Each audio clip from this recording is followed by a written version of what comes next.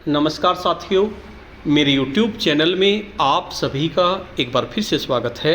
साथियों, जैसा कि आपको अवगत है, निपुण भारत मिशन उत्तर प्रदेश सहित देश के सभी राज्यों में लागू हो गया है।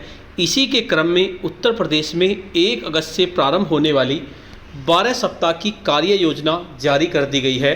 आज की इस वीडियो में हम जानेंगे कि कक्षा 3 के बच्चों को भाषा में सोमवार अर्थात 1/8/2022 को क्या क्या कार्य अर्थात गतिविधि व अभ्यास पत्रक कराना है। वीडियो को शुरू करने से पहले मैं आपको बता देना चाहता हूं, यदि आप चाहते हैं इसकी पीडीएफ को डाउनलोड करना तो उसके लिए लिंक मैंने वीडियो के डिस्क्रिप्शन बॉक्स में डाल दिए हैं। उन पर क्लिक करके आप इसकी पीडीएफ को भी डाउनलोड कर सकते हैं। चलिए तो शुरू करते हैं। सप्ताह 1 में पहले 4 दिन सोमवार, मंगलवार, बुधवार और बृहस्पतिवार अनुदेशनात्मक कार्य आपको करने हैं और बाद के 2 दिन आपको समेकन और आकलन करना है। अनुदेशनात्मक कार्य में शिक्षण योजना, कार्यपत्रक, अभ्यास गतिविधि करानी है। समेकन आकलन में समेकन गतिविधि, कार्यपत्रक, रेमिडियल और पुनरावर्ती रेमिडियल गतिविधि, कार्यपत्रक कराने हैं और 7वें दिन उनको गृह कार्य देना है। तो आज देखेंगे हम कि हमें सोमवार को क्या कराना है। उससे पहले मैं आपको बता दूं, यदि आप चाहते हैं इनकी पीडीएफ को डाउनलोड करना तो आधारशिला क्रियान्वयन संदर्शिका का लिंक वीडियो के डिस्क्रिप्शन बॉक्स में आपको मिल जाएगा। कार्यपुस्तिका पंक्ति का लिंक आपको मिल जाएगा और संदर्शिका का उपयोग किस तरह करें इसका भी लिंक भी आपको मिल जाएगा। इस पर क्लिक करके आप इनको डाउनलोड भी कर सकते हैं। कक्षा 3 में आपको 8:15 से 8:55 और 8:55 से 9:35 2 पीरियड आपको हिंदी के देने हैं कक्षा 3 में। वैसे तो सारी आपको 8 से 8:15 तक प्रार्थना सभा देनी है, गणित 9:35 से 10:35, लेकिन इस वीडियो में हम केवल हिंदी के बारे में बात करेंगे कि हिंदी के आपको 2 पीरियड बच्चों को पढ़ाने हैं। पहले पीरियड में आपको क्या कराना है इसके बारे में जान लेते हैं। देखिए, सबसे पहले पीरियड में आपको कालांश 1 में बच्चों को एक दूसरे के नाम से परिचित कराना, ये गतिविधि आपको कराएंगे। क्रिया के साथ परिचय देना, तैयारी और सामग्री, स्थानीय कविता, चार्ट पेपर। स्थानीय कविता का चयन पहले से ही आप कर लें। शिक्षक के लिए खास बातें हैं कि सभी बच्चों को गतिविधि में शामिल करें। बच्चों को अपनी भाषा में आपस में बातचीत करने के लिए प्रोत्साहित करें। उसके बाद सामाजिक और भावनात्मक जुड़ाव की गतिविधि आपको करानी है। कक्षा में सौहार्दपूर्ण वातावरण बनाने के लिए आप बच्चों के साथ कोई स्थानीय कविता या गीत पूरे हाव भाव के साथ गाएं। इसके लिए 5 से 7 मिनट लग सकते हैं। इसके बाद बच्चों को अपना परिचय दें और अभिवादन के तौर पर कोई क्रिया कराएं, जैसे नमस्ते करना, ताली बजाना, तितली की तरह हाथ हिलाना आदि। बच्चों से वह क्रिया दोहराने के लिए कहें। अब बच्चों से कहें कि वे भी एक एक करके अपना नाम बताएं और साथ में कोई क्रिया करें, जैसे कमर पर हाथ रखना, हिलना, अपनी तरफ उंगली हिलाना। जब कोई बच्चा अपना नाम बताने क्रिया करे तो बच्चों को उस क्रिया को दोहराने के लिए कहें। जब बच्चे अपना नाम बता रहे हो तो आप चार्ट पेपर पर उसका नाम लिखते जाएं। बच्चों के नामों को इतने बड़े अक्षरों में लिखें कि इन्हें कक्षा में सभी जगहों में पढ़ा जा सके। यह सुनिश्चित करें कि इस गतिविधि के अंत तक सभी बच्चों में अपना नाम और नई क्रिया साझा कर ली है। बच्चों के नाम वाला चार्ट कक्षा कक्ष में बच्चों की ऊंचाई के अनुसार ऐसी जगह चिपकाएं जहां से बच्चे आसानी से देख सकें। तो ये आपको कराना है। उसके साथ लेखन कार्य भी आपको बच्चों को कराना है। आप सभी बच्चों को अपनी पसंद का कोई भी चित्र बनाने को कहें।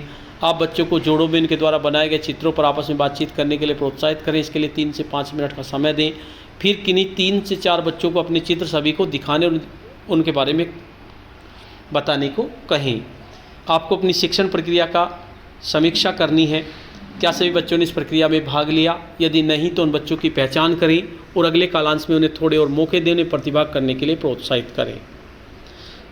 इसमें आपको दूसरे कालांश में डिकोडिंग करनी है। जानवरों की आवाज़ की पहचान बच्चों को सिखानी है। इसके लिए आपको तैयारी करनी होगी। कागज़ की एक गेंद बना लें, कार्यपुस्तिका ले लें, परिवेशीय और परिचित जानवरों के नामों का चयन कर लें पहले से ही।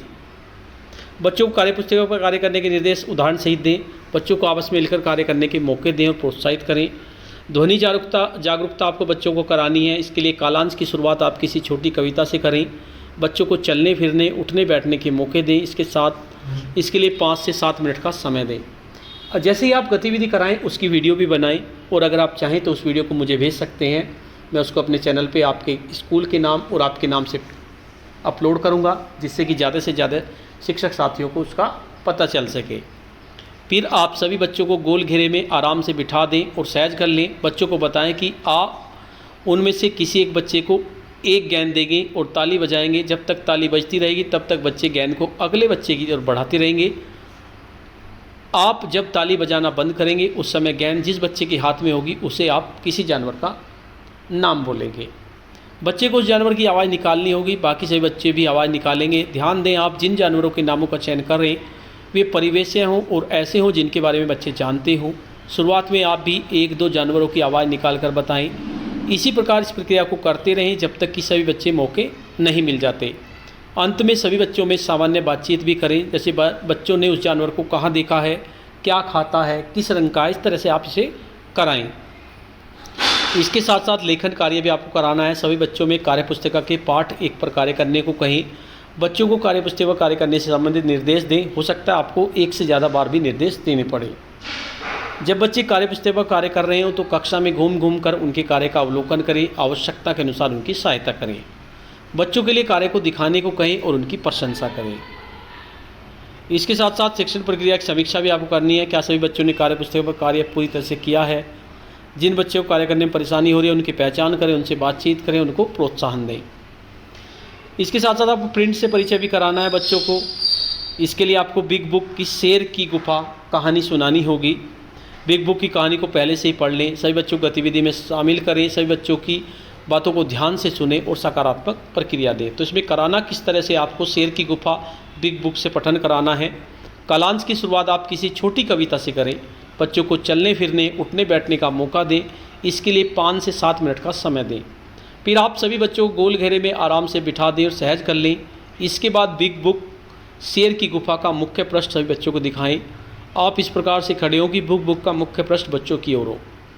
अब आप बच्चों से बिग बुक के मुख्य पृष्ठ में दिख रहे चित्र और कहानी के शीर्षक के बारे में बातचीत करें और अनुमान लगाने को कहें। आप प्रश्न कर सकते हैं, आपको यहाँ क्या क्या दिख रहा है, आपको क्या लगता है इस कहानी में क्या हुआ होगा।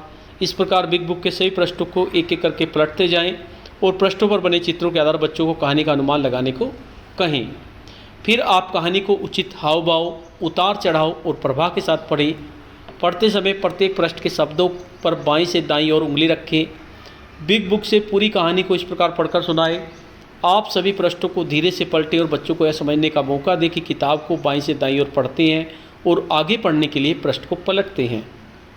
आप बिग बुक का आदर्श रूप से पठन कम से कम 2 से 3 बार करें। इस दौरान बच्चों को यह समझने का मौका दें कि इस किताब के हर पृष्ठ पर जो चित्र बने हैं वे कहानी में जो हो रहा है उससे संबंधित हैं। अंत में बच्चों द्वारा चित्रों पर जो अनुमान लगाए गए हैं उनसे बातचीत करें। और आपको अपने कार्य की समीक्षा भी करनी है। क्या बच्चों ने कहानी सीखी? सभी बच्चों ने सीखी? यदि नहीं तो उन बच्चों की पहचान करें। अगले दिन जब बिग बुक पर कार्य करें तो थोड़ा अधिक ध्यान दें। हाथी और बकरी इस तरह की कहानी बच्चों को पढ़ने के लिए दें। बच्चों को कहानी सुनाएं। अलमारी की बिस्कुट टॉफ़ी अलमारी में, पुस्तक कापी अलमारी में, सभी खिलौने अलमारी में, काश मैं भी होती अलमारी में। इस तरह की कविता आप बच्चों को सुना सकते हैं। और आपको पाठ 1 पर कार्य कराना है। पहले दिवस में सोमवार को बच्चों को बिंदुओं को मिलाएं और रंग कर भरें। बच्चे रंग की जगह पेंसिल का उपयोग भी कर सकते हैं। दूसरा, एक जैसे चित्रों को मिलाएं। शिक्षक दिए गए उदाहरण से बच्चों को गतिविधि समझाएं। एक जैसे चित्र बच्चे मिलाएंगे जो बिल्कुल एक से दिख रहे हैं। ये किस काम आते हैं अपने साथी को बताएं। बच्चे बताएंगे कि बेलन किस काम आता है, गिलास किस काम आता है, भगोना किस काम आता है। और उसके बाद पालतू जानवरों पर सही निशान लगाएं। इसमें पालतू जानवरों पर आपको बच्चों से निशान लगवाना, जिनको हम पालते हैं उन्हें पालतू जानवर के बारे में बताएं। तो ये आपका पहले दिन का कार्य हुआ। तो साथियों, इस तरह से आपको सोमवार को बच्चों को ये गतिविधि करानी है। मेरी कोशिश रहेगी कि आपको प्रत्येक दिन की गतिविधि इसी तरह से उपलब्ध कराता रहूं। आपको ये वीडियो कैसी लगी? अगर आपको वीडियो अच्छी लगी तो इस वीडियो को लाइक करें, शेयर करें, वीडियो पे कमेंट्स करें। और अगर आप मेरे चैनल पे नए हैं, पहली बार मेरे चैनल को देख रहे हैं, तो चैनल को सब्सक्राइब कर लें और बेल के आइकन को प्रेस कर दें, जिससे कि आपको नेक्स्ट वीडियो का नोटिफिकेशन मिल सके। धन्यवाद।